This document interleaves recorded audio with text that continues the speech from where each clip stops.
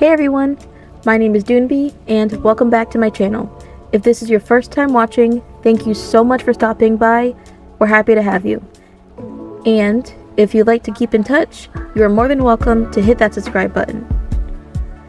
In today's episode, we're going to embark on another case via Solve It 2, a visual novel by Haiku Games.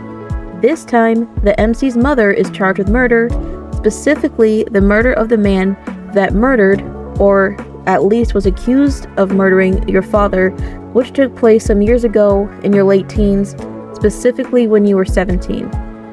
Now, it's up to you and Tia Slogan to figure out what actually happened and to solve it so you can finally put the mystery involving your father's murder behind you once and for all, as well as clearing your mother of all charges. Now, as a brief recap of the first Solve It novel, we ended with throwing Lavinia behind bars.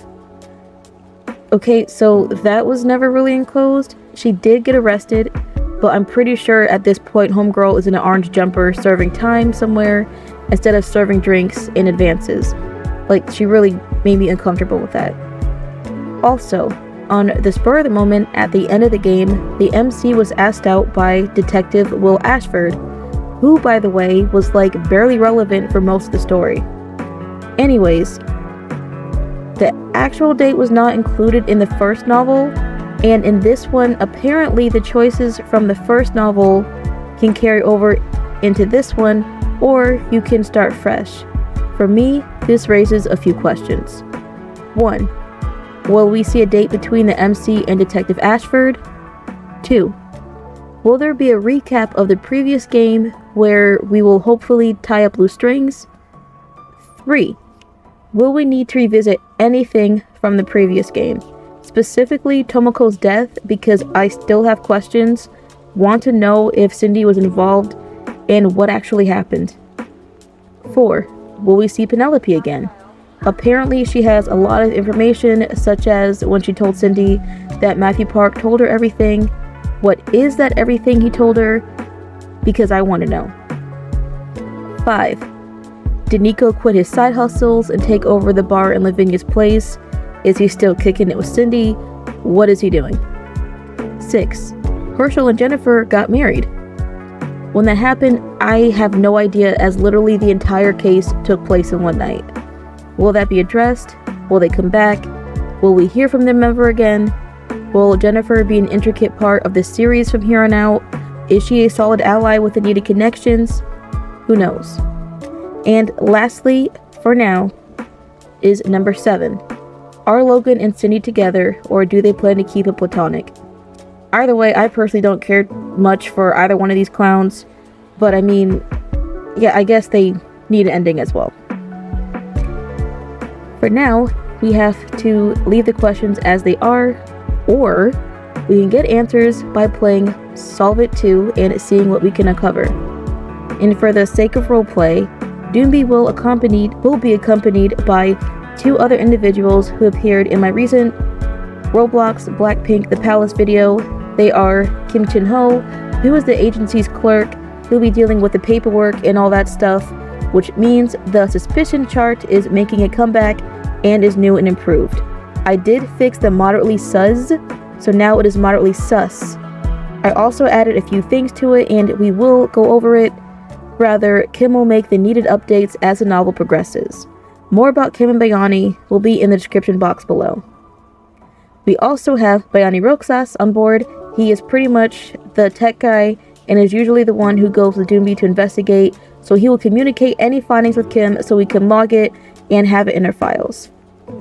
And with all of that being said, we're going to go ahead and get to work on this case.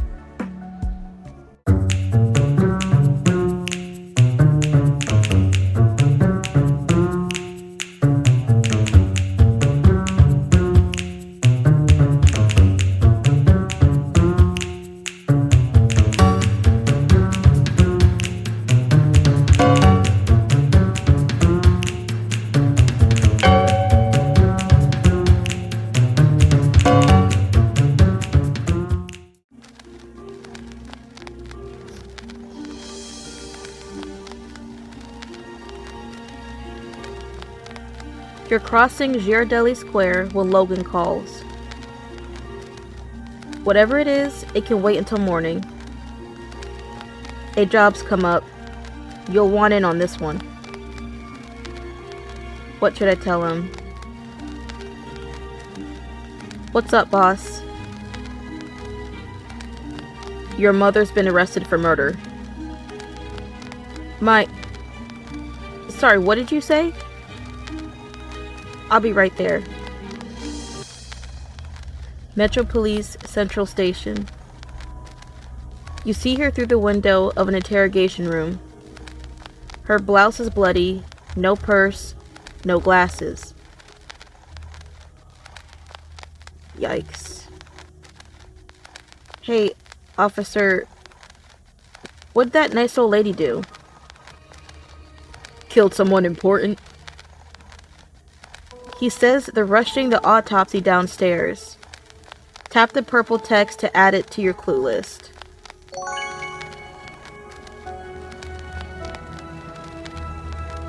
Can I assist? Okay, that last one is really jacked up. I'm gonna go with the second option because she didn't reveal that was her mother, so she may be trying to just kind of get her way in there. I studied forensic science. I can help with your mass spectrometry analysis. Okay. That was obviously the wrong answer. Not without proper authorization, clear the area. A gap opens in the crowd. Mom!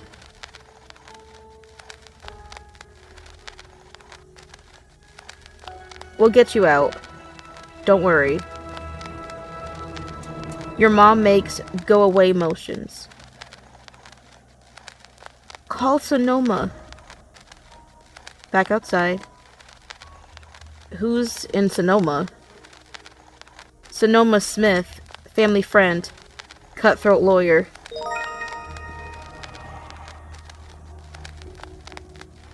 Who tipped you off about the arrest? Detective Ashford. He ain't a new person. He's at the crime scene. So there's 2 people we need to meet. He ain't new. Oh, yikes, ew. The crime scene is a dead-end alley surrounded by brick warehouses. No residents nearby, no witnesses, no security cameras. How did the cops even find out? Detective Ashford said they got a 911 call. We need to hear the recording. You see Ashford directing crime scene investigators. Take samples from both blood trails.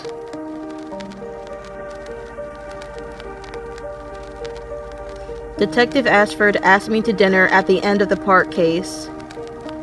I went, we had fun. I didn't go. I can't remember if I went. I'm gonna go with the first option just to be polite. Yeah, now I want to play it cool. You nod to Ashford. Hey, what's up? I heard you arrested my mom. He grimaces and shrugs. Got a lawyer yet? You reply, not yet, but I know who to call. What do you examine first? Murder weapon? Where's the murder weapon?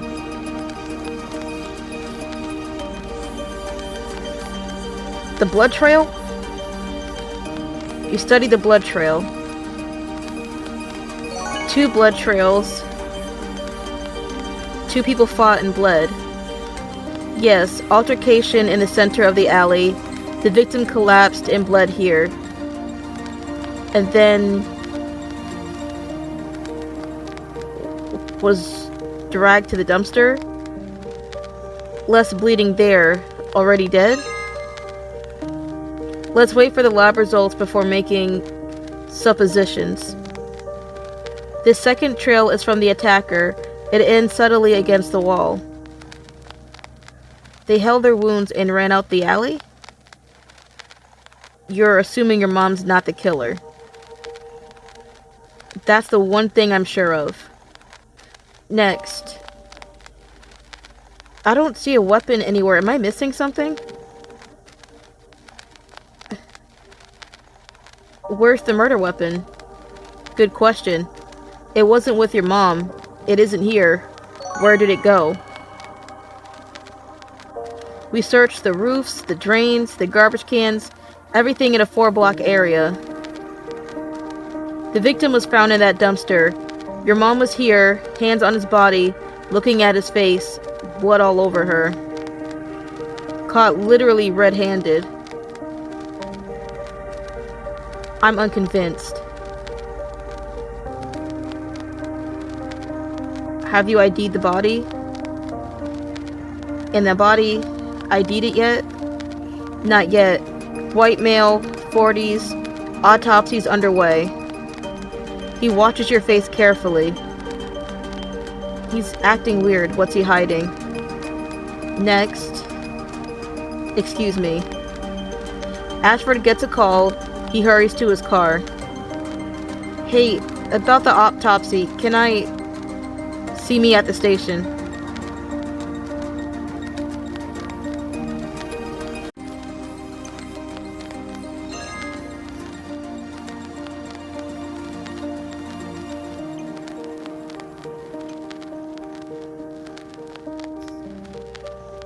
I'm not trying to be mean, but he is like one of the most useless people in this game. I don't benefit from his assistance. Talk to Ashford about the murder victim autopsy. The murder victim autopsy. Who can get me in to see the... Oh, okay, I guess it's this dude.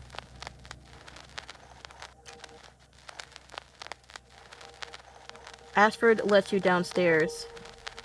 It's pretty bad. I can handle it. You glance at the paperwork. Time of death, approximately 9 p.m. The body's 190 pounds, too heavy for mom to lift into a dumpster. The angle of the cuts indicate the attacker was 5'5" to 5'9". That's in your mom's range. Do you mention that to Ashford? No. No, he can do the math.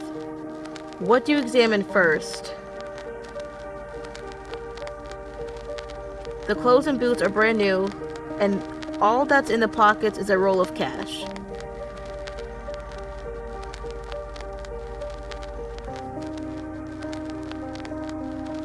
Someone left a lot of cash behind, so it's not a robbery. So it can't be mom, she's very thrifty. Look at the wounds. Frenzied cuts all over the upper body, a lot of emotion. Slashing downward at an angle, probably right-handed.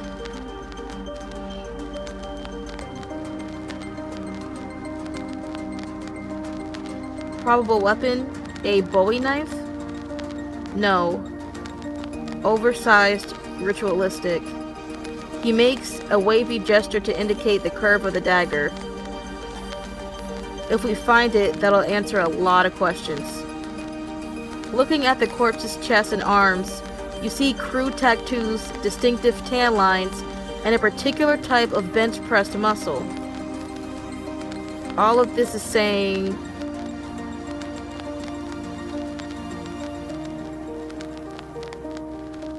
fresh out of prison, I know the type. Yeah, he's been through the system. That Ace of Spades tattoo was done in Folsom Prison. I recognize the artist. I knew Logan had some secrets. And we're just gonna do the face. The victim's face is covered with a white cloth, uncharacteristically discreet for this coroner. Ashford pulls back the cloth. As soon as you see the face, you know. It's Harry. The dead body is Harry Vale, your father's killer. Wouldn't it be something if Harry actually did not kill her father? It was somebody else and he was framed for it. But then the actual person who killed her father found out that Harry came out of prison and then took him out so he can stay quiet. Oh, this is not good. Do you tell Ashford? No. Because if I tell him that he's the guy that murdered my father, then he'd be like, well, see, that's more of a reason for your mom to come back and finish him off after he killed your father, her husband. So no. Let them figure it out. At this point, you fight the nausea. You can't keep investigating.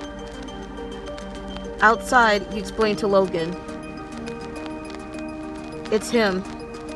The guy who killed my dad 10 years ago.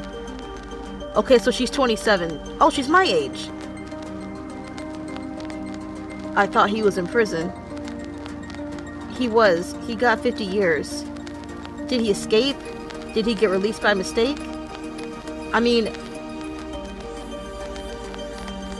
But Mom's not gonna take the fall. Let's check his known associates. Maybe an old enemy caught up with him.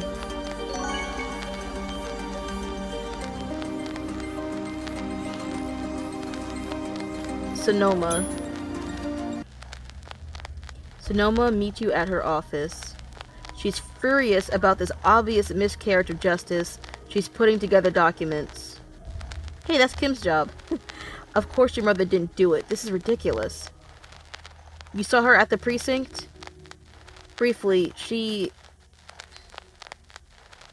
was exhausted and covered in blood. She looked exhausted and covered in blood. It broke my heart.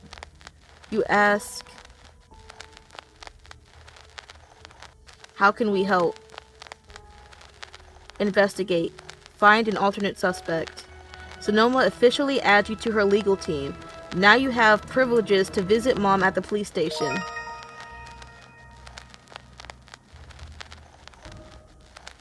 Great. I hope she has some answers.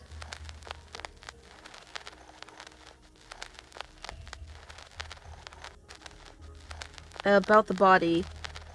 We saw the autopsy. It's Harry Vale. Oh my lord. Yeah, the guy who killed my dad. Sonoma sits and rubs her temples for a very long time. Well, we all knew he was going to end up murdered someday. Mom's not taking the fall. How long before we can get Mom out? They got her on a weekend, so we can't get an arraignment until Monday. What are the police saying? They claim it's open and shut. She was found in an alley with a dead body and no explanation. I'm sure they'll say it's revenge for your father's death.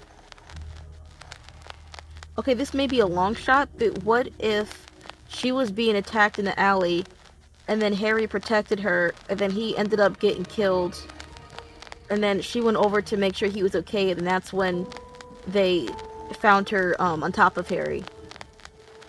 It's a long shot, but you just never know. Should I say it's revenge for your father's death? One last thing. Start thinking about bail money. Where will we get bail money, and how will we pay for Sonoma? Sonoma's great, but she's really expensive. Sonoma finishes a habeas corpus petition to release Mom. She shoulders her bag and goes to the door. I'm heading to the jail. You can visit your mom as part of my legal team or investigate the crime scene. As you go out the door, you share your worries with Logan. It's going to be hard to stay impartial on this one. You're doing well. I'm always here for advice.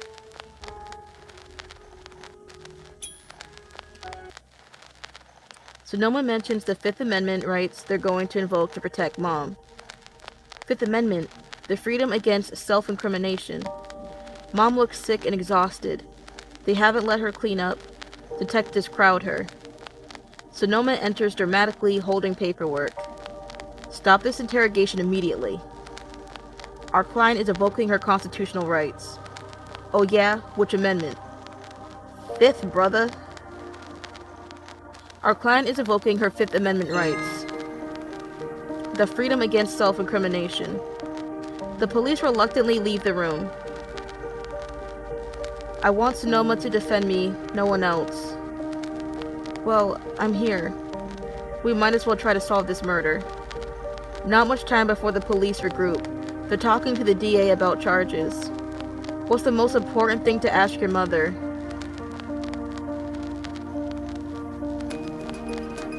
Yeah, why were you in the alley? Please just tell us the truth. I know you're innocent, we'll confirm it. She can't explain, she just goes silent. Maybe you were just out walking? You saw this guy dumpster diving? You thought he was drunk? You were just trying to help? Let your mom answer for herself. Mom, talk to me. The police barge in again. Sonoma stands up. If she's not being charged, we're taking her home. Okay, fine. She's charged. Suspicion of murder. Now clear out. We're going to book her. This sucks. Keep yourself together. That's easy for you to say. You don't have emotions. Oh.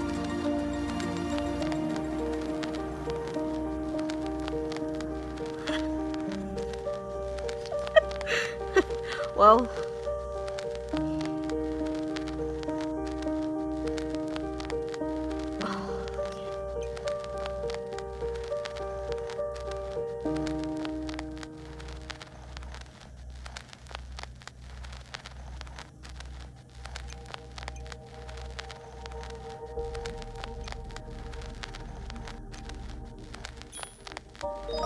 Tip-off. What's on that 911 call? This started with a 911 call. Did it? Bro. That's what you told Logan. Central Station received a call at 9:05 p.m. tonight that led to the arrest of your mother. Can we hear the recording? Ashford sighs. He jots down a note on a post-it. A transcript will be made available at your mother's first court appearance. His tone is carefully neutral. He avoids your eyes. What's going on? Excuse me, I have a meeting. Ashford slaps his post-it onto the monitor. He exits and closes the door behind him. Okay, not glad. That was actually pretty cool animation. We didn't see him walk out the door, but the way they closed it at that right time. I think he wants us to break into this computer. You close the blinds. Nice animation again. You and Logan huddle over the computer. You can smell his aftershave.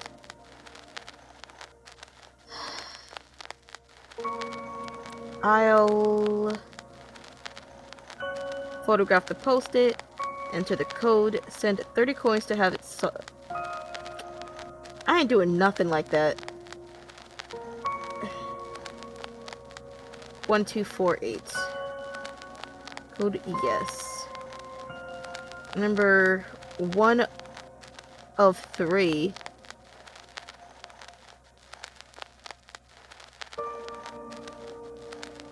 Wait, what? Number 1 of 3. 13. Number 2 of 3. 2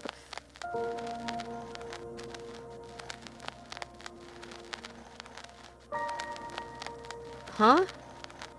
Number 3 of 3?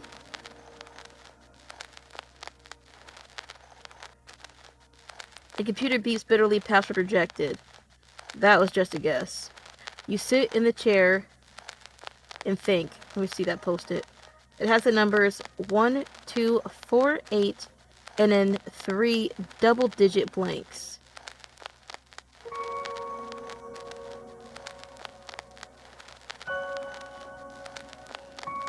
One, 2, 4, 8, and 3 double-digit blanks?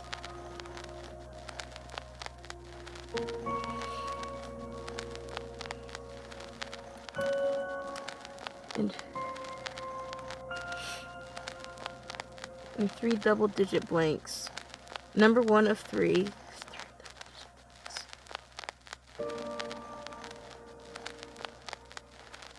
1, 2, 4, 8.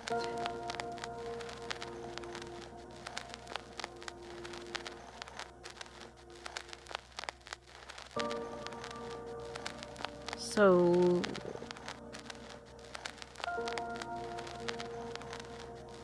One plus 2 equals 3, plus 4 equals 7, plus 8 equals 15.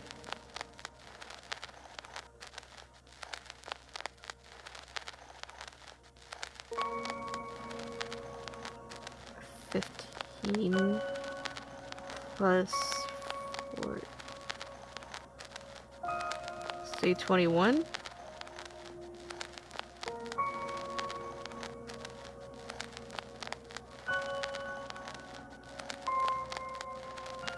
It has the numbers 1, 2, 4, 8, and then 3 double-digit blanks.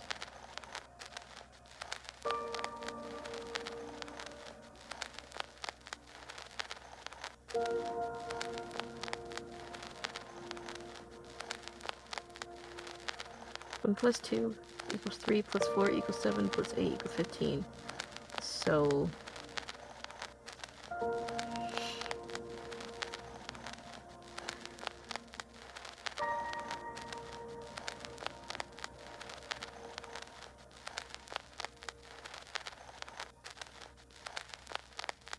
$15 divided by 3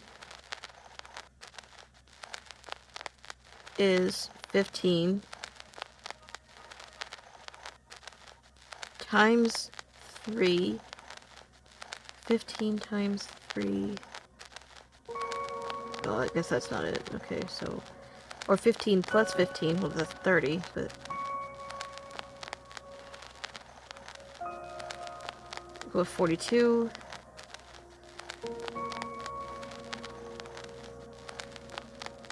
It's a pattern puzzle. Each number is related to the last.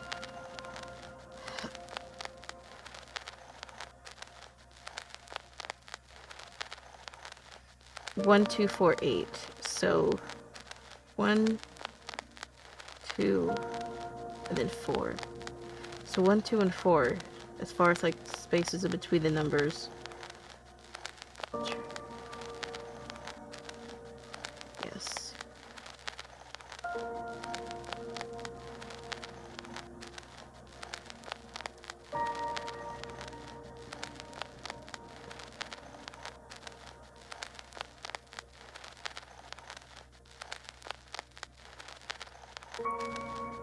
Anyways,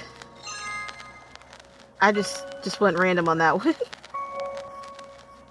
There's a 911 recording on his monitor. You turn the speaker low and play the clip. 911, what's your emergency? An anxious woman speaks into a cell phone. She's killing him. You have to send the police. What's your name, ma'am? Inaudible. Knife. Are you in a safe location? I'm by my car. Should I go help him? No, dummy. What are you... No, ma'am. Stay there. What's the address? The alley near Grant Street. The alley near Grant Street, north or south side? I don't know. Are you sending police? Can you describe the people involved? A man and woman. I can't be here. Ma'am, please stay on the line. The caller hangs up. Intense. So... Caller ID? They didn't get the caller's name. Doesn't 911 automatically log it? The log note says it's a burner phone, probably purchased at a drugstore somewhere in Silicon Valley. Suspicious. Ashford sent a warrant to the cell phone companies. They'll email the records next week. We can't wait that long. This case is hot. Where's the caller from? Where's this lady from? You notice an accent? Northern California. Age? Hard to tell. 30s, 40s. She has a car? A local lady with a car who didn't want to give her name. She identified the assailant as a woman. The police picked up your mom minutes later. Reframe the story. Why not? Here's how I see it. The caller is the killer. She's an old enemy of Harry's. She knifes him in a rage, goes to her car, and then sees Mom stumble into the alley. The killer can't believe her luck. She calls the cops, pretends to be a witness, and then takes off to establish as an alibi. She didn't sound like she was acting. Man, you'd be surprised. I know. We gotta find that caller.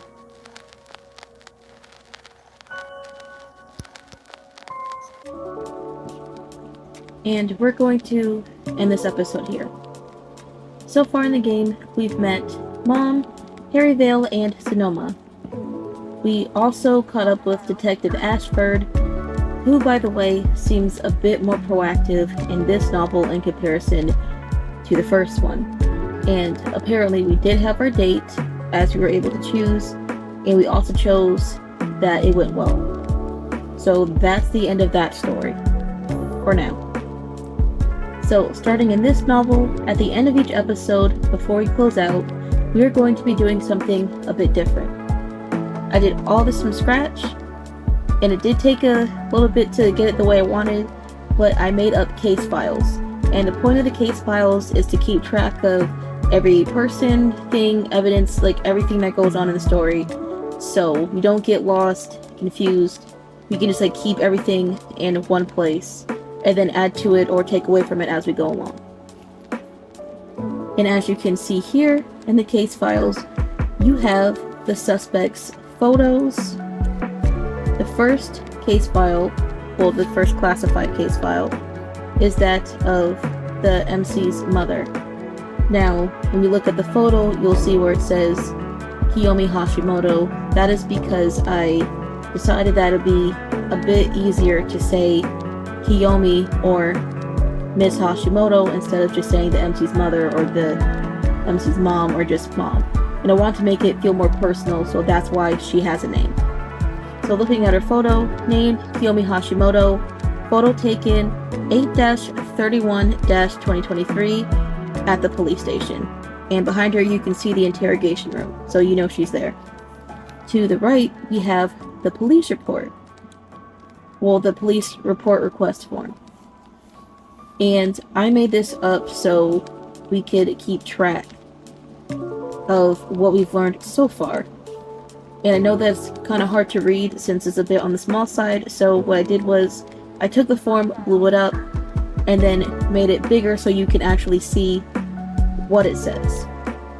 And for this report form, it says case 2023-020-1. For the case number, I'm sure some of you figured out, it means 2023 as in the year, 02 as in solvent 2, and then 01 as in suspect number 1. Date 8-31-2023.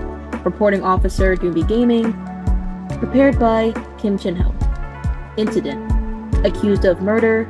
Was found at crime scene interacting with victim's body. Was identified by anonymous 911 call. Woman Kiyomi Hashimoto. Upper middle age. Height about 5'5" to 5'9". Possessions. Handbag and glasses. Missing. Requests legal representation from attorney Sonoma. Refuses to speak with Ariel, her daughter.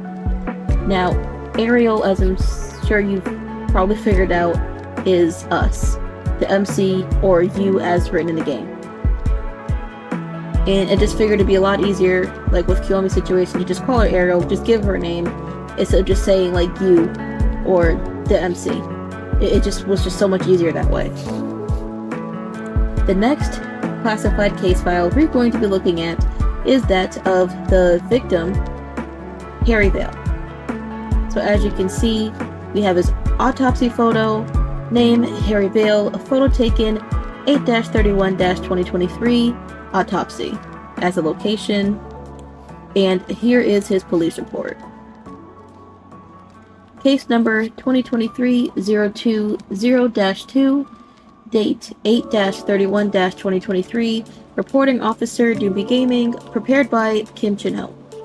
Incident, found inside alley dumpster, cause of death, excessive bleeding caused by multiple stab wounds. Man, Harry Vale, Caucasian, mid-40s, height about 6'0" or 6'3", recently released from prison, charged with murdering Fukoji Hashimoto, Ariel's father.